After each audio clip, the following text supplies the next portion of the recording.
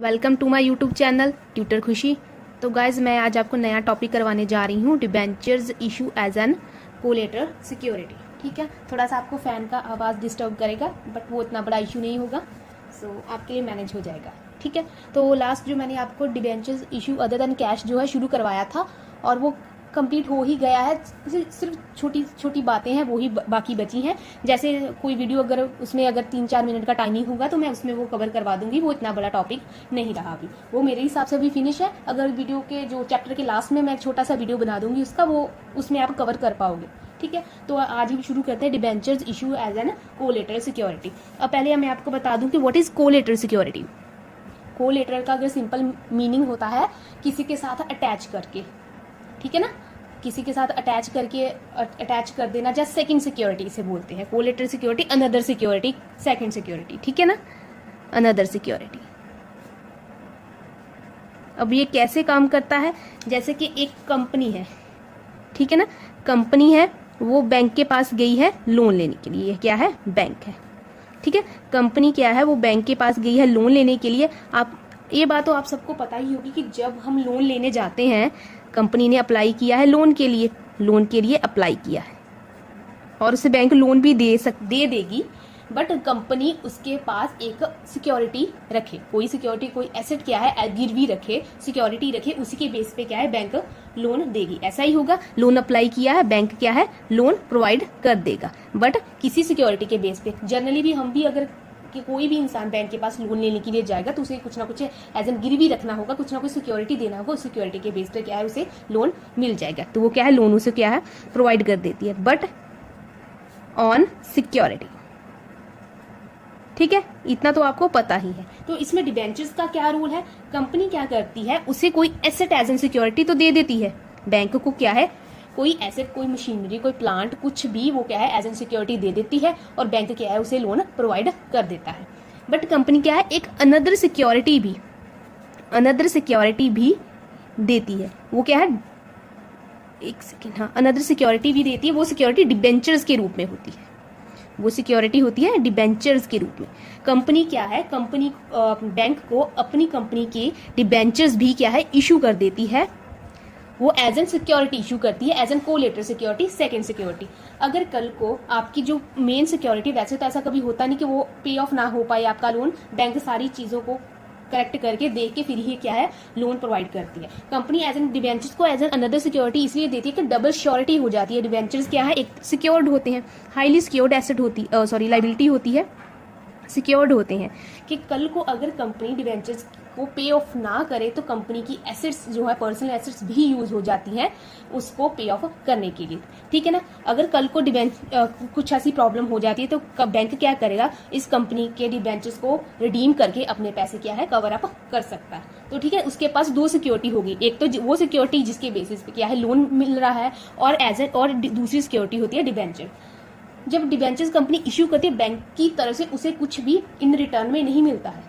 जैसे हमने केस किया है, नॉर्मली डिबेंचर्स इशू होते हैं तो कैश मिलता है, राइट, और हमने अदर देन कैश जो टॉपिक किया उसमें कोई एसेट मिलती है, मशीनरी होता है या कुछ, या फिर बिजनेस परचेज किया है उसके बदले में क्या है हम डिबेंचर दे देते हैं। बट क्या है, कोलेटरल सिक्योरिटी में कुछ भी नहीं मिलता है, ये बस कंपनी इशू करती है बैंक को फॉर अनदर सिक्योरिटी के तौर पर, ये डबल श्योरिटी हो जाती है कि हम लोन में डिफॉल्ट नहीं करेंगे। तो अब आपको डिबेंचर्स कोलेटरल सिक्योरिटी का समझ आया।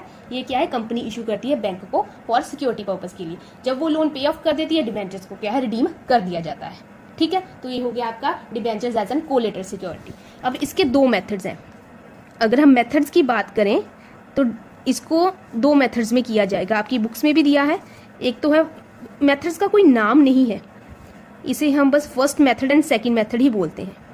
ठीक है ना, इसको कोई स्पेसिफिक नाम दिया नहीं गया है आपकी बुक में, तो हम क्या first and second method he word use करेंगे। तो ये हो गया आपका फर्स्ट मेथड और ये क्या है सेकंड मेथड। और फर्स्ट मेथड क्या कहता है और सेकंड मेथड क्या कहते हैं यहाँ पे हम लिख देंगे।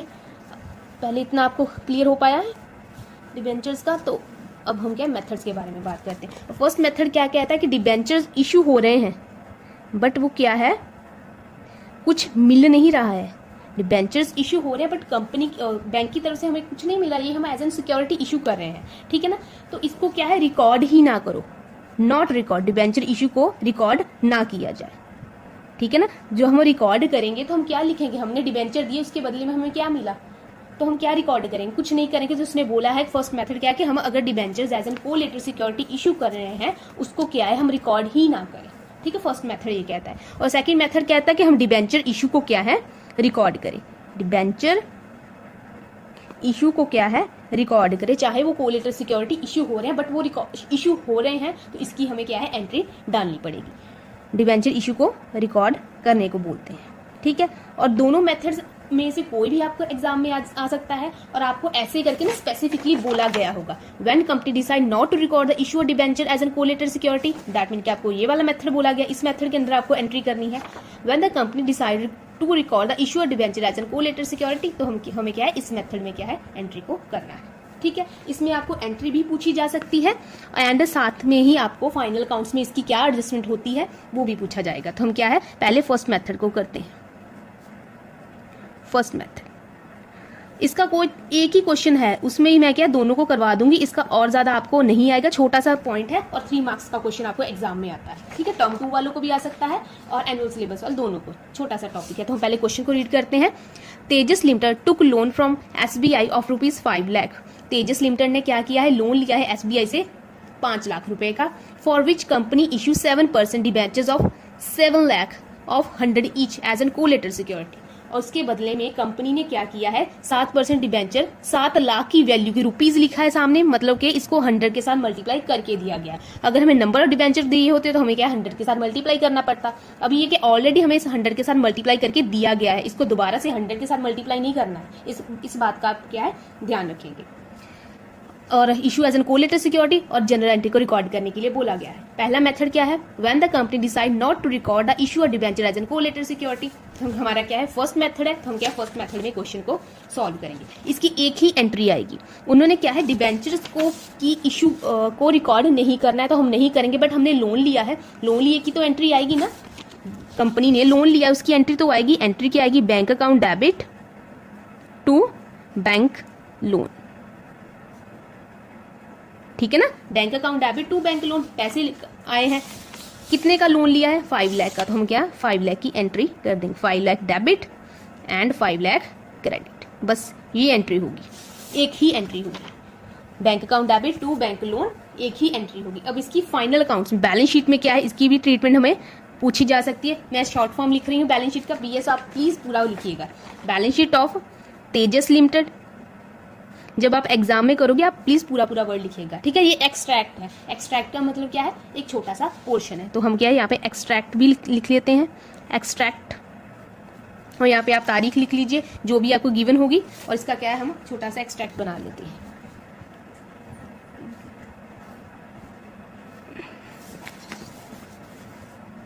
बहुत माइनर सा टॉपिक है, कल तक ये फिनिश हो जाएगा और उसके बाद एक इशू और डिबेंचर्स जो है उसकी रिडेम्पशन वाली एंट्रीज बची हैं, वो काफ़ी इंपॉर्टेंट है, उसको हम फिनिश करेंगे। अपनी तरफ से कोशिश कर रही हूँ कि जल्दी जल्दी वीडियोस डालूँ, बट थोड़ा सा बिजी होने की वजह से नहीं डाल पा रही। नोट नंबर यहाँ पे आएगा करंट ईयर एंड यहाँ पे आ जाएगा प्रीवियस ईयर, ऐसा ही होता है आपका बैलेंस शीट का एक्सट्रैक्ट, ठीक है। अब हमें क्या है, सबसे पहले क्या आता है, इक्विटीज एंड लाइबिलिटीज आता है ना, नया फॉर्मेट की बात कर रही हूँ, इक्विटीज एंड लाइबिलिटीज, ठीक है ना। अब आपका बैंक लोन है, किस हेड के अंदर आएगा, आपका बैंक लोन आता है नॉन करंट ऑफ लाइबिलिटीज, ठीक है ना। नंबर 1 आता है शेयर होल्डर्स फंड, उसमें आता है share capital reserve and surplus, वो तो हमारे पास है ही नहीं, हम क्या सीधा सीधा उसकी ही एंट्री करते हैं, नॉन उस हेड में आएगा नॉन करंट लाइबिलिटीज, और उसमें उसका सब हेड क्या बनेगा, लॉन्ग टर्म बोरिंग्स,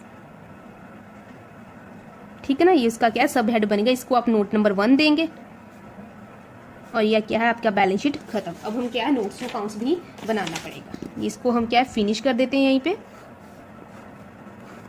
अब हम क्या है नोट्स टू अकाउंट्स बनाएंगे।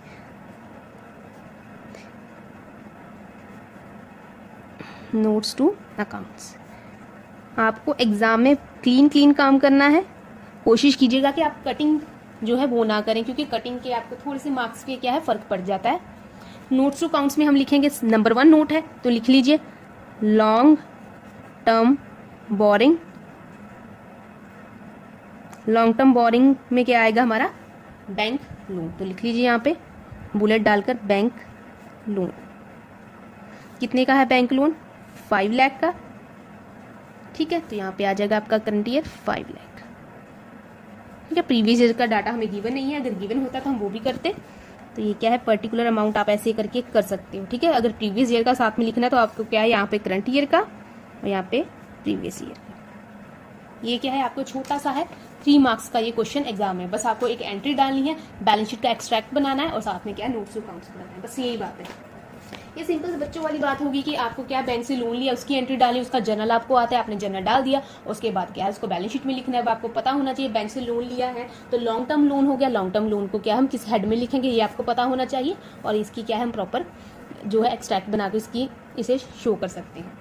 ठीक है, और उसके बाद बचा है सेकंड मेथड, इसको मैं नेक्स्ट वीडियो में करवा दूंगी। अगर नेक्स्ट वीडियो में करवाऊंगी तो साथ में जो कंसिडरेशन रिटर्न कैश का छोटा सा बचा पॉइंट है वो भी कवर करवा दूंगी, और होपफुली थोड़े दिनों में इस चैप्टर को मैं क्या है वाइंड अप कर दूँ। So thank you so much.